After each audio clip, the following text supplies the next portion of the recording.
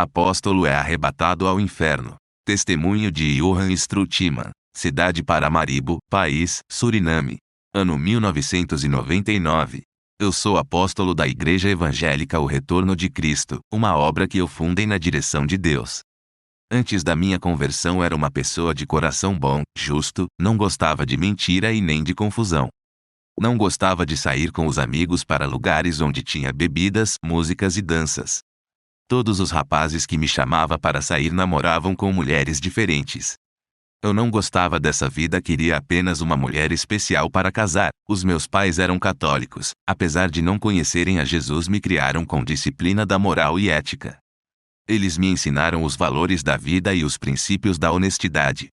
Mesmo sem conhecer o Evangelho, o meu caráter era melhor se comparando com muitos cristãos que escandalizavam o Evangelho. Mas mesmo sendo um rapaz honesto e bom, não estava salvo. Eu tinha que conhecer a Jesus e esse Evangelho da verdade. Permaneci sem conhecer uma mulher até os 25 anos de idade. Eu levava a sério um relacionamento e não queria qualquer pessoa para minha vida. Uma mulher que gostava de mim percebeu que eu não podia amar ela e fez um ritual de feitiçaria. Esse ritual fez eu me apaixonar por ela aos 25 anos, começamos a namorar, ela foi a minha primeira mulher. Um dia fui visitar a igreja de um rapaz que me convidou. Embora não quisesse congregar ali, foi nessa igreja onde tudo começou. O feitiço do amor foi quebrado. Eu terminei o namoro com essa mulher e percebi que não amava ela e tudo o que eu sentia era o efeito da magia. Depois de ter acabado o nosso namoro, ela fez feitiçarias amorosas para mudar o meu coração colocando sentimentos. No começo da minha conversão sentia umas recaídas e quase voltei para ela. Mas quanto mais eu orava, mais os efeitos da magia amorosa diminuíam até eu não sentir mais nada. Já estava congregando em uma igreja e estava firme. Consegui subir de cargo muito rápido. Quando não era cristão, sempre dava exemplo de um bom rapaz. Ao me converter, não tive problema de santificar, nunca tive vícios e também não gostava de festas. Eu já era um escolhido de Deus, só faltava conhecer Ele, pois sem conhecê-lo já abominava o mundo. Quando conheci o Evangelho, a minha personalidade cresceu mais ainda. Sem Jesus já dava exemplos, agora com Ele tinha que dar o meu melhor. Sempre estava disposto a ajudar a igreja. Eu era o único homem que levava as pessoas à igreja nos finais de semana. Estava disponível em fazer visitas nas casas dos irmãos e fazer orações. O pastor confiava o dinheiro das ofertas à minha pessoa. Eu depositava o dinheiro na conta da igreja. Com 25 anos de idade comecei a orar a Deus pedindo uma esposa. Uma jovem que congregava na mesma igreja minha de bela aparência, eu pedi a ela para Deus. Recebia uma revelação do Senhor. Ele disse: servo, ela é arrogante, ignorante e cruel, tu não suportarás e vais querer separação, eu conheço o interior dela, eu sondo os corações. Essa mulher que pediste não está preparada para ser a sua esposa. Irei preparar uma esposa para ti, ela é a minha serva, uma joia preciosa. Jesus ouviu a minha oração e me deu como esposa uma mulher chamada Aleta. Passamos por muitas tribulações no nosso casamento no lado financeiro. Aprendemos a superar as fases ruins e hoje resolvemos as nossas diferenças sem brigas, no diálogo, ofensas não existe, tudo é resolvido na conversa. O que vai relatar nesse testemunho é grave, talvez você congregue em uma igreja e não se converteu ainda. Mesmo que tenha passado 30 anos de ministério, existe uma grande possibilidade de você não ter nascido de novo. Não é o tempo da igreja que vale para Deus, o que importa é a transformação. Está todos os dias dentro de uma igreja pode esconder a sua verdadeira natureza, isso lhe faz ser um religioso. Enquanto não houver um encontro com Jesus, não nascerá do Espírito. Eu comecei a pregar a palavra de Deus na rua. Até que um dia estava pregando a palavra de Deus. Uma prostituta se aproximou de mim. Ela ouviu a palavra, pediu oração e se converteu. Alguém da igreja me viu evangelizando aquela mulher e falou para minha esposa. Aleta ficou desconfiada de mim, apesar da minha explicação. A notícia que eu estava em adultério se espalhou igual fogo pela igreja. O meu pastor soube da notícia. Ele foi o único que acreditou em mim, mas sofrendo as pressões da igreja, não teve alternativa a não ser me tirar do trabalho do evangelismo. Ele conhece a ovelha que tem, mas por causa do escândalo me tirou do trabalho. A igreja inteira acreditava no meu envolvimento com a prostituta. Satanás armou para mim, querendo paralisar o meu ministério.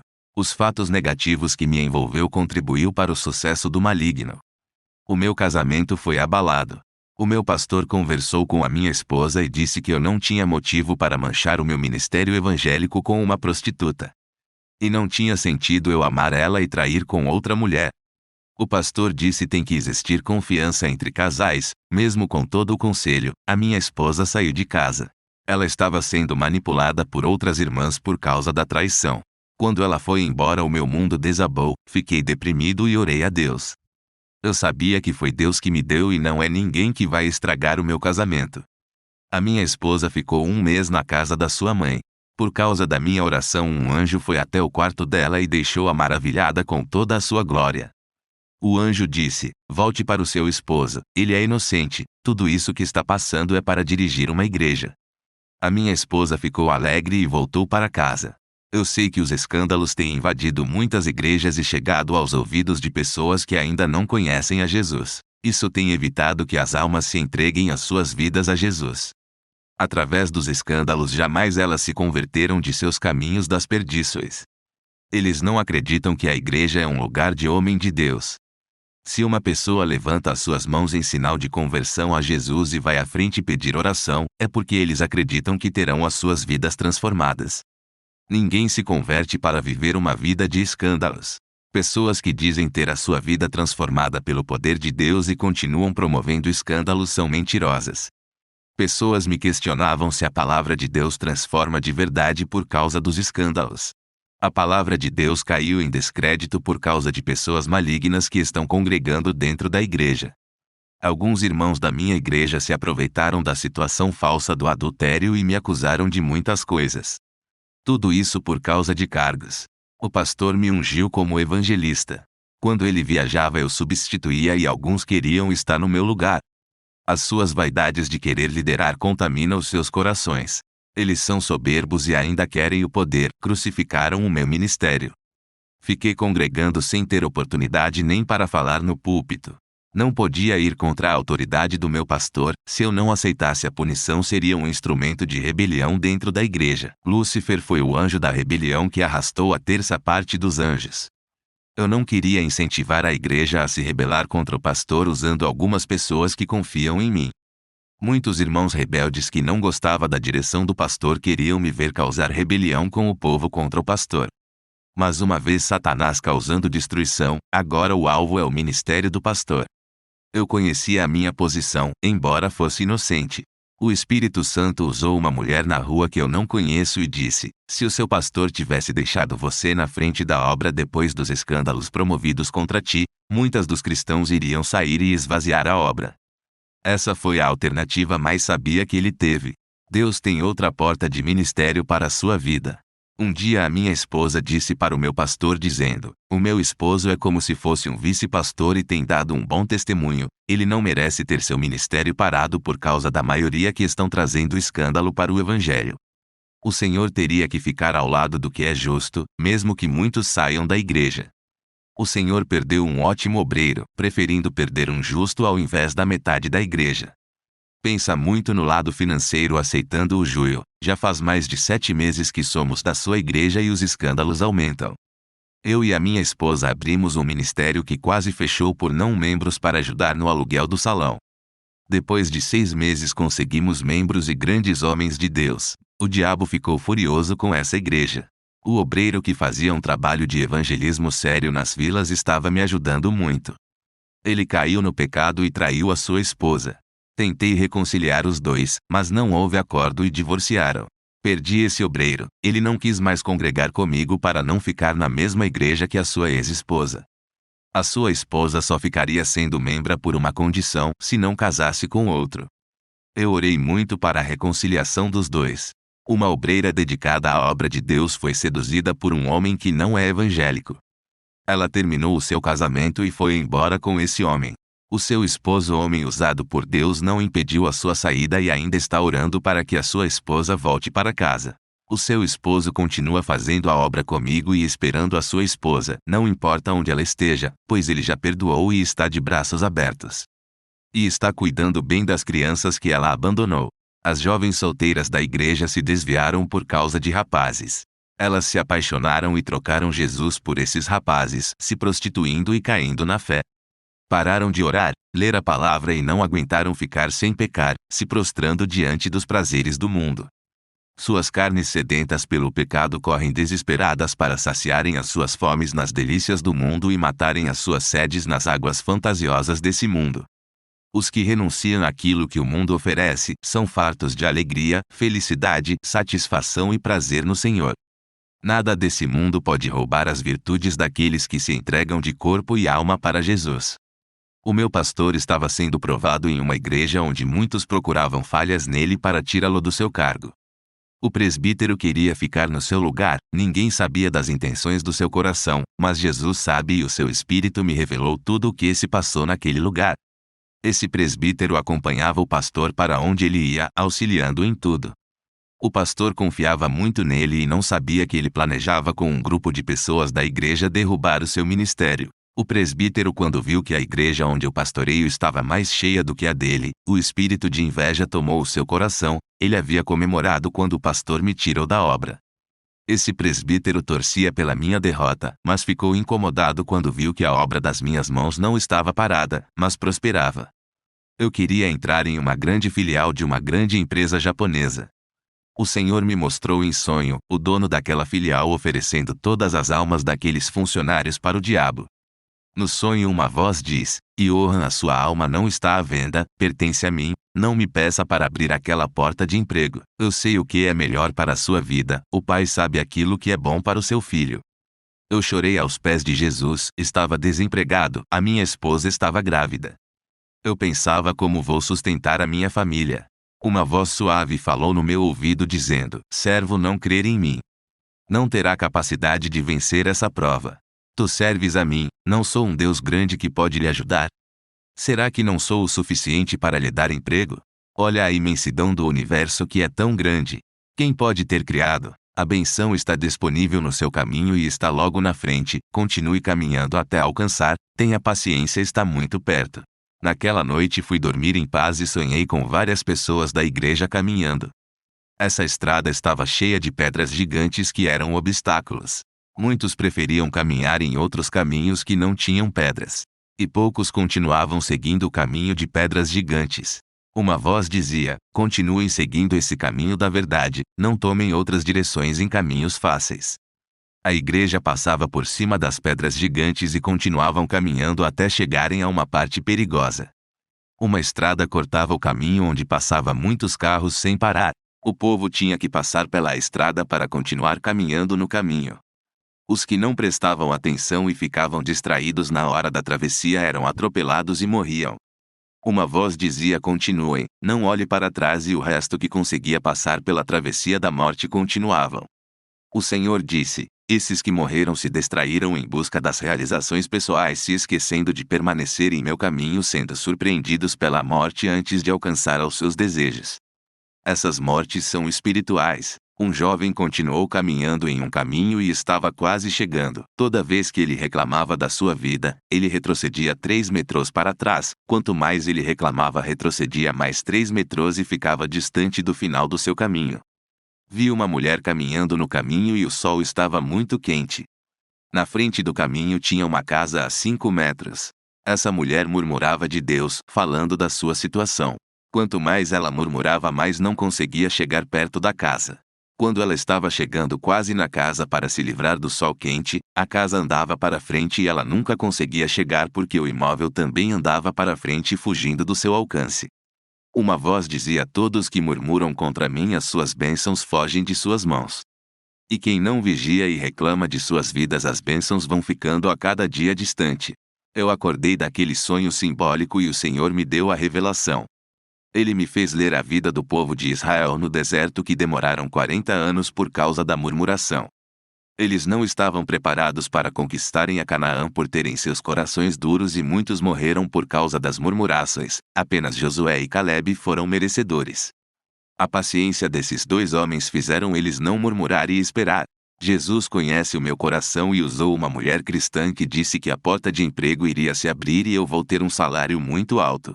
Ela disse que Deus não me deu esse emprego antes por eu não ser maduro espiritualmente. Se o Senhor tivesse aberto essa porta, eu teria se desviado. E o carro que havia pedido para Deus foi negado. O Senhor me revelou que não daria o carro para eu não adorar. Jesus me preparou espiritualmente para depois me abençoar. Estava muito feliz com esse emprego. Um empresário me ofereceu uma oportunidade para trabalhar ganhando o dobro do meu salário que recebo. Ele queria me tirar do emprego que Jesus me deu. A proposta era tentadora. Um homem usado por Deus chegou até a mim e disse: "Não irás trabalhar com o empresário por causa do salário alto. Ele vai demitir você, fica no emprego que Jesus lhe concedeu." 9 meses depois, a empresa que ofereceu o emprego para mim, dispensou muitos homens e houve demissão em massa. Essa empresa faliu e muitos ficaram desempregados. Eu fiquei tão agradecido por Deus não me deixar mudar de emprego, era para eu estar desempregado. Fiz uma oração fervorosa a Deus e senti uma grande força que me puxou para fora do corpo. Um anjo veio ao meu encontro e me conduziu ao inferno. Ele disse: "Esse é o lugar onde as pessoas viverão uma vida doce na terra praticando o pecado. Agora vive uma vida amarga no inferno. Todo o sabor doce do mundo quando chega ao inferno azeda. O que vou lhe mostrar não são os ímpios que não creram em Jesus. Vou levar no vale dos cristãos que estão no inferno. Eu vi muitos ali por diversos tipos de pecado. Cristãos que não deram testemunho de uma vida santa. Fizeram a vontade da sua carne. Conheciam a palavra e não usaram para ganhar almas, e sim para causar contendas. Eu vi cristãos que usaram as suas línguas para fazer as pessoas desviarem e sair da igreja. Eles usaram as suas línguas para dividir a igreja e derrubaram ministérios. As suas línguas pareciam facas, feriu muitas pessoas. Eu vi cristãos que tinham línguas imorais e falavam assuntos pornográficos. Cristãos que falavam palavras chulas e usavam as suas línguas para amaldiçoar a sua família. Cristãos que usaram as suas línguas para amaldiçoar os seus filhos. Quando as crianças cresciam, se transformavam em assassinos, bêbados e viciados em drogas por causa das palavras dos pais. Eu vi uma mãe no inferno por amaldiçoar o seu filho. Ela morreu de doenças do coração e sofria muito. Eu vi um cristão no inferno por ter morrido de desgosto pelos filhos que davam trabalhos. Ele amaldiçoou todos os seus filhos e nunca se arrependeu. Eu vi no inferno muitos pastores que amaldiçoaram os seus membros que saíram do seu ministério. Eles disseram aos membros: "Se vocês saírem da minha igreja serão fulminados por Deus. Jeová irá ferir com doenças de morte e as suas vidas não serão mais as mesmas. Quando saírem daqui vão estar debaixo de maldições, não terão sucesso, eu amaldiçoei vocês." Esses pastores estão ardendo no inferno por ter a língua maldizente. Cristãos que usam as suas línguas para destilar venenos e matam muitos espiritualmente. No inferno os demônios puxavam as suas línguas e cortavam, fazendo de suas línguas duas pontas iguais línguas de cobras, fazendo eles se rastejarem iguais serpentes. Os demônios abriam as suas bocas e jogavam brasas de fogo para queimar as línguas desses cristãos. O anjo disse: "A língua dos servos de Deus é santa, fala da palavra de Jesus. Da boca de um santo tem que sair palavras que edificam e exortam. Eles têm que transmitirem a verdade, não a imoralidade, maldições e palavras e chulas." Depois dessas cenas de terror, eu vou doutrinar a minha língua e ficar de boca fechada, não vou reclamar. O anjo me levou para outra banda do Vale dos Cristãos. E muitos estão ali por coisas insignificantes, por não concordarem em suas opiniões e discutirem a respeito do Apocalipse. Parecia discussão política, cada um defendia a sua ideologia. Eles passaram a se odiar um ao outro, se tornando inimigos. Eu vi cristãos no inferno que viviam discutindo a respeito de suas denominações, cada um defendia o nome do seu ministério, parecendo dois torcedores fanáticos que defendem os seus clubes de coração. Esses dois cristãos saíram nos socos se agredindo e agora estão no inferno. Cristão que gosta de debater a palavra e fazem uma guerra, transforma o vento em tempestade e da faísca faziam o fogo se alastrar. Os críticos da Bíblia que diziam o Evangelho têm erros de exegese. Os que se consideravam os donos das opiniões e conselhos não gostavam de ser contrariados em suas ideologias, ficando irados. Eles não aceitavam as escolhas pessoais e obrigavam as pessoas a seguirem os seus conceitos. Todos esses fariseus modernos estão no inferno pelas suas arrogancias e prepotência. Homens inchados na letra e mortos espiritualmente.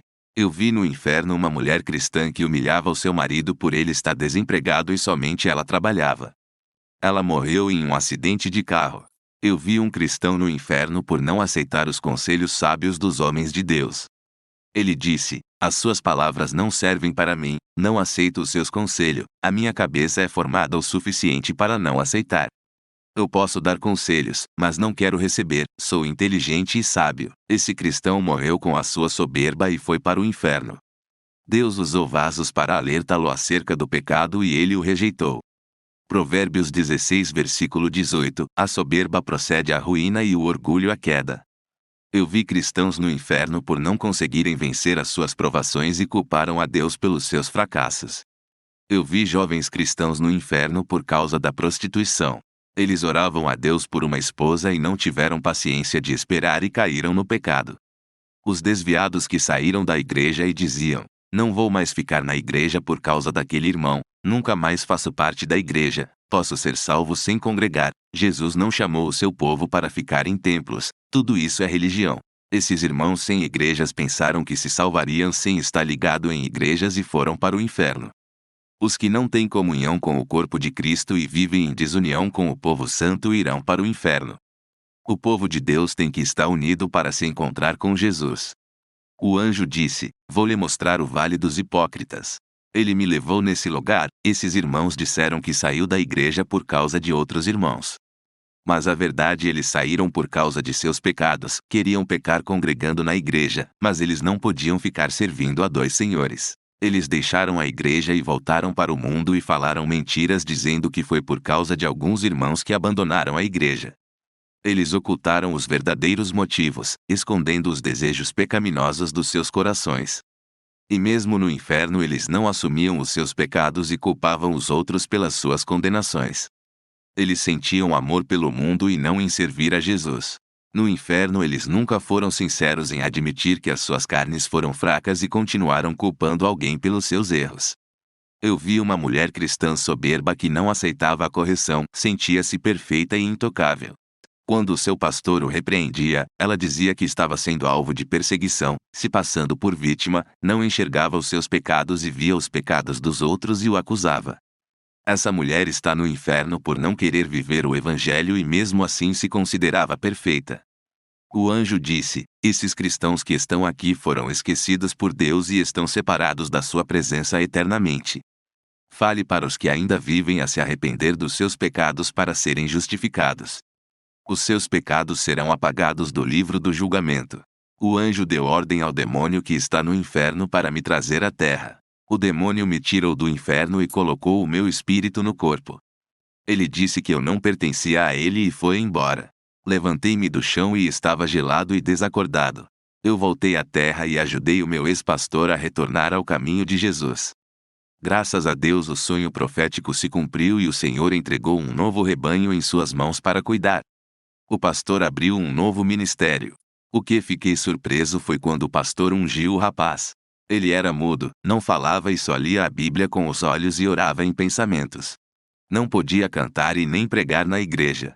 Ele era esforçado na obra, apesar de não falar. Eu comunicava com ele escrevendo. O pastor viu o esforço dele na obra e ungiu como diácono, surpreendeu a igreja inteira. O pastor foi usado por Deus para exaltar aquele rapaz, já que todos olhavam para ele como deficiente, doente e incapacitado de ser obreiro. Eu chorei pela atitude do pastor que caiu na fé e foi restaurado por Deus. Lembrei-me de Mefibosete, que era aleijado e não tinha herança, mas Davi o exaltou. Eu tenho que agradecer a Deus por tudo e pelo privilégio dessa gravação. Que a graça de Deus alcance a todos. Amém.